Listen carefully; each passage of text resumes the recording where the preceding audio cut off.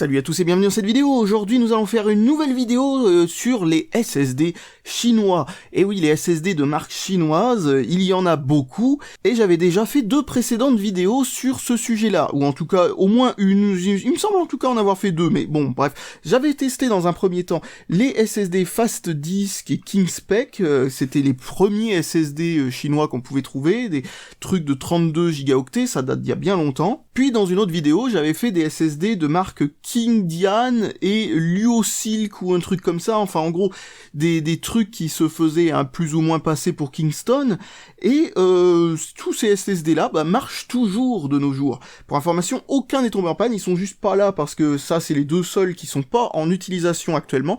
Ce sont littéralement les SSD que j'utilise le plus pour bien sûr voir leur fiabilité et tout ça.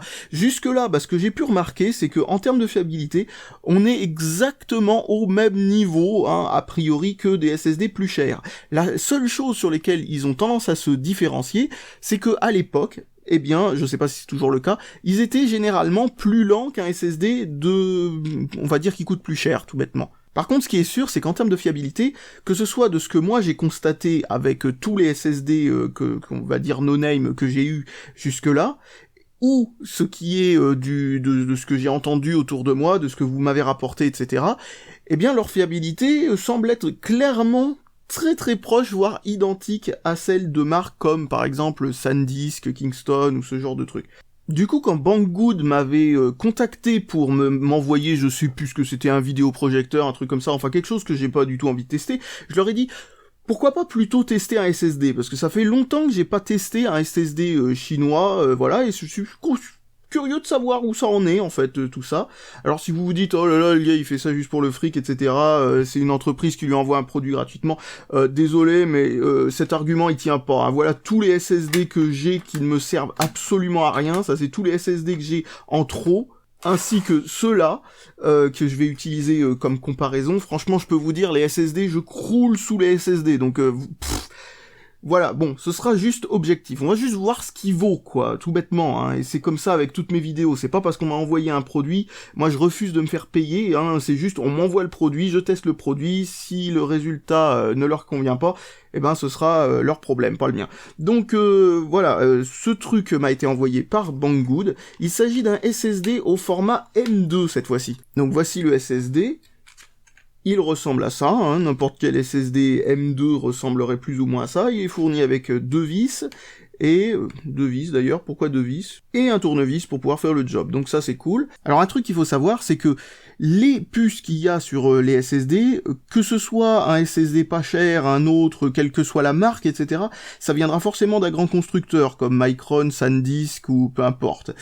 Mais parce qu'il n'existe aucun constructeur douteux de puce flash qui soit suffisamment rapide pour que ça fasse un SSD. Sinon vous n'avez pas un SSD, vous avez une clé USB sur un format M2, ce qui n'existe pas, personne n'a encore fait cette arnaque-là, mais je peux vous dire que si quelqu'un le faisait, ça se verrait tout de suite qu'il y a un truc qui va pas. En tout cas, moi je m'en rendrais compte directement, ça c'est clair. Un peu comme les cartes SD ou les clés USB qui font je ne sais pas combien de gigaoctets pour 2 € ou ce genre de truc, ça franchement, ok, peut-être que ça peut passer inaperçu pendant quelques temps pour quelqu'un qui y connaît rien, mais pour quelqu'un comme moi par exemple, ça c'est le genre de truc, tu détectes ça en 10 secondes quoi. Donc nous allons ouvrir ça, j'ai déjà essayé de voir ce que t'es les puces flash comme marque exactement en regardant la référence, mais malheureusement la référence n'est pas listée sur Google. Donc nous ne saurons pas quelle est la référence précise de la puce flash. Par contre, un truc que nous pouvons faire, c'est délicatement retirer l'étiquette pour voir quel contrôleur flash nous avons et combien de puces flash nous avons.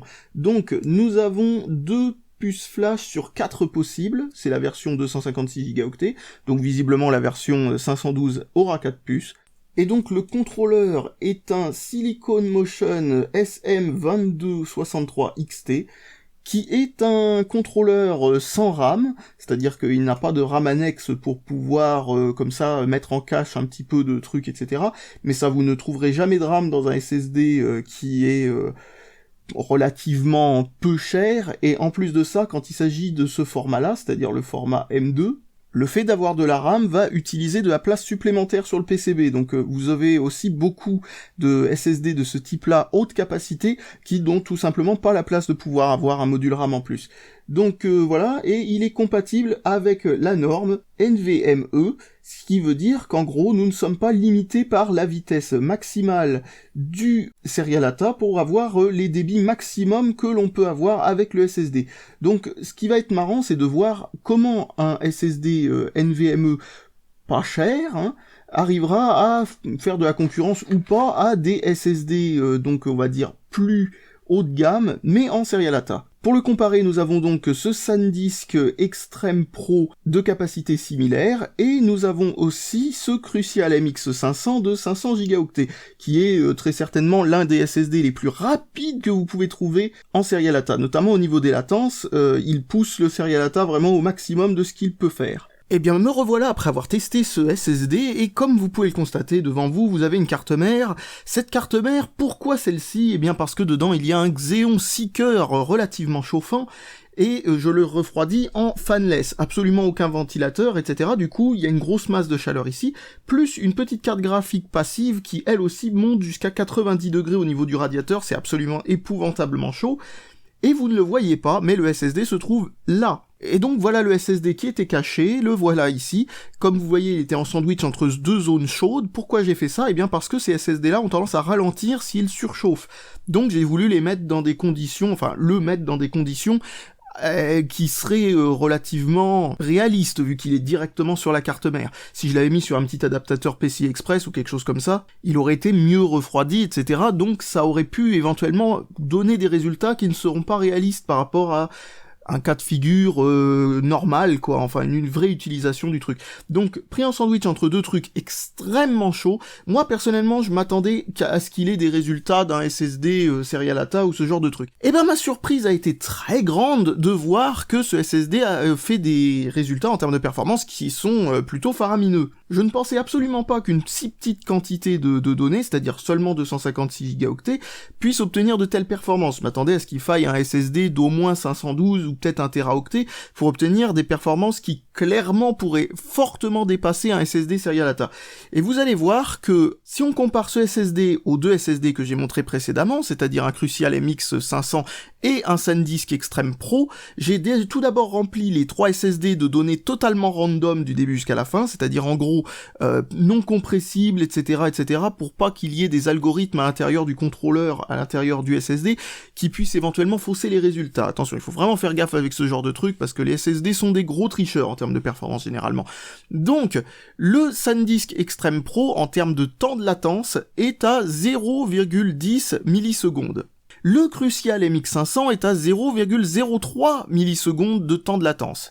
Et donc, celui qui a les moins bonnes latences des trois, c'est celui-ci, le SSD Blitzwolf, que l'on peut acheter pour pas grand-chose en Chine, avec 0,11 millisecondes. Alors, il faut savoir quand même que le MX500, c'est une exception. Il a des latences qui sont incroyablement basses. C'est vraiment l'un des SSD avec les latences les plus faibles que l'on peut trouver quand il est rempli à fond la caisse de trucs random. La moyenne des SSD est dans les environs de 0,13 millisecondes, donc on peut dire qu'il est totalement normal en termes de latence. En réalité, il est même plutôt bon. Mais bien entendu, il n'y a pas que les latences qui comptent, il y a aussi le débit, et sur des gros fichiers, les latences ont pas forcément une grande incidence.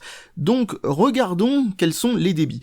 Alors, le SanDisk Extreme Pro, lui, en lecture, il est à 520 mégaoctets par seconde, ce qui est environ le maximum de ce que l'on peut faire avec du serial ATA, ou plus précisément du serial ATA 3, pas le serial ATA Express.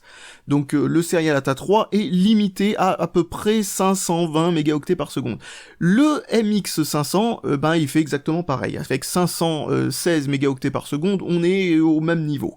Mais comme vous pouvez le voir, le SSD en NVMe, il se sent pousser des ailes, parce que forcément, il n'y a plus cette limitation, et il se retrouve catapulté à 1,6 gigaoctets par seconde. Et c'est là où il est important qu'il y ait des données random à l'intérieur du SSD, c'est que si le SSD est vide, il va beaucoup plus vite qu'à 1,6 gigaoctets par seconde, mais ça n'est absolument pas représentatif de ce que vous pourrez avoir, parce que c'est tout simplement parce qu'il y a des optimisations pour les fichiers vides dans les SSD. Alors c'est de la grosse triche, mais certaines personnes qui font des benchmarks se font avoir par ce truc-là. Donc il faut d'abord le remplir full de données random, sinon vous n'aurez pas les vrais résultats.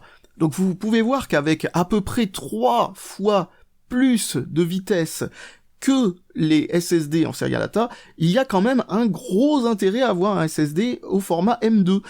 De nos jours, même un SSD pas cher de 256 Go aura visiblement de très très très bons résultats. Donc clairement, ça justifie totalement que ce soit un SSD en format M2. Maintenant, on va passer à la vitesse en écriture, et là, c'est là où je voyais ce SSD s'effondrer, parce que généralement, c'est ce qui se passe.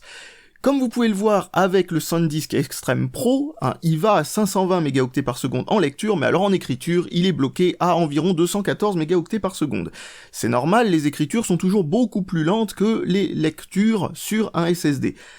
Et donc ensuite, nous avons le Crucial MX500 qui est l'un des SSD qui a été les premiers à pouvoir maxer dans toutes les situations possibles les écritures comme les lectures sur le SATA 3, c'est-à-dire qu'en gros ce SSD va à la même vitesse en écriture qu'en lecture, et bourre le port SATA 3 jusqu'à ce qu'il n'y ait qu'on atteigne sa limite théorique.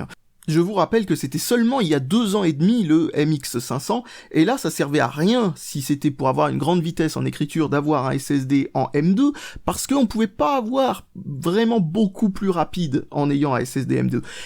Eh bien, cette fois-ci, nous avons vraiment plus rapide. Je rappelle encore une fois que ce sont des randoms écritures sur des dossiers, sur un SSD plein à craquer, et nous sommes à 1,1 gigaoctets par seconde.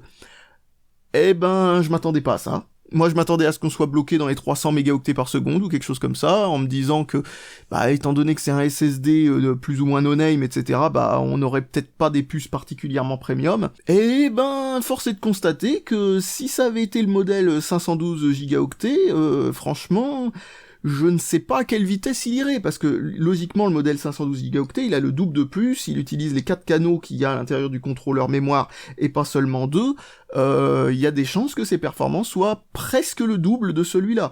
Donc ouais, on est quand même vraiment face à un SSD qui vaut à mon avis son prix, plus ou moins. Je m'attendais pas du tout à ça, je m'attendais à... comme autrefois, c'est-à-dire quand on trouve un SSD no-name, généralement...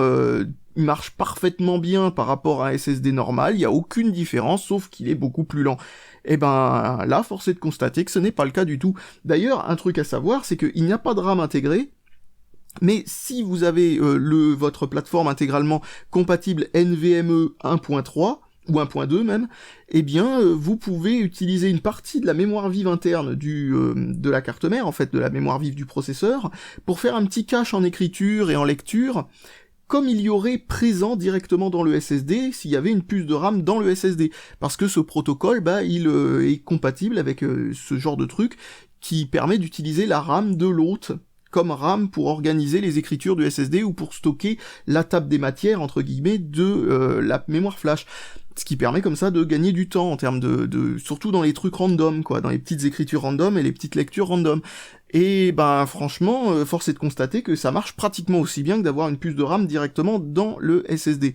Et je vous rappelle que tous ces résultats ont été pris en sandwich entre un GPU qui chauffe à mort et un processeur qui chauffe pas mal. Bien sûr, dans ce qu'on pourrait appeler une caisse, un boîtier relativement aéré, mais je rappelle que c'est radiateur passif dans les deux cas. Donc en gros, si vous avez un ventirad correct sur votre processeur et une carte graphique elle aussi ventilée sur dans votre ordinateur, vous devriez pas avoir des températures aussi hautes que les miennes, qui étaient quand même particulièrement hautes. Et franchement, encore une fois, plus ou moins bluffé par ça. Alors je vais pas faire semblant de dire que c'est de la merde, parce que malheureusement là je suis totalement dans la capacité de pouvoir trouver des défauts à ce SSD. Il faudrait maintenant le comparer face à un SSD au même prix que l'on pourrait trouver éventuellement dans les grandes marques, etc. Mais il y a peu de chances que ce soit aussi rapide pour le même prix. Franchement, je vois pas trop...